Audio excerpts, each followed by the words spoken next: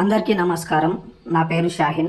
ఈ వీడియో చేయడానికి గల ప్రధాన కారణం ఏమంటే, నేటి సమాజంలో ఆహారం అనేది అందరూ చాలా వృధా చేస్తున్నారు. చాలా హోటల్స్కి వెళ్ళినప్పుడు మనం చూస్తూనే ఉంటాం. చాలామంది మనం బిల్ పే చేస్తున్నాం కదా అన్నట్టుగా వ్యవహరిస్తూ ఉంటారు. తిన్న తర్వాత మిగిలిన అన్నాన్ని అక్కడే వృధాగా పడేస్తున్నారు. హోటల్ యాజమాన్యం కూడా అలాగే దాన్ని వేస్ట్ చేస్తున్నారు. చాలామంది ఫంక్షన్లలో మిగిలిపోయిన ఆహారాన్ని కూడా వృధా చేస్తున్నారు. ఆ విధంగా వృధా చేయకుండా రోడ్ల పక్కన ఉండే వారికి దానం చేయడం, అదేవిధంగా జంతువులకు వేయడం వంటివి చేస్తే మనం కొంతలో కొంతవరకైనా కనీసం ఒక్క పూట తిండి పెట్టిన వాళ్ళమైనా అవుతాం. ఎందుకంటే అన్నం పరబ్రహ్మ స్వరూపం అంటారు.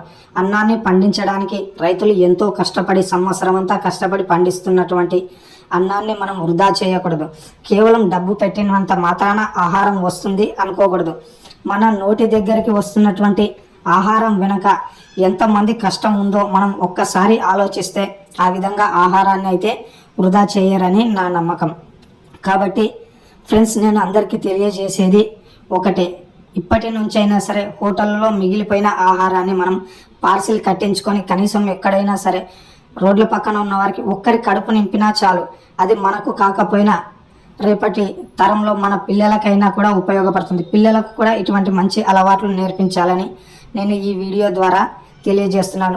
మరీ చేతులు జోడించి ప్రతి ఒక్కరిని కోరుతున్నా, ప్లీజ్ దయచేసి ఎవరు కూడా ఆహారాన్ని వృధా చేయకండి. ఒకరి కడుపు నింపమని కోరుతున్నా.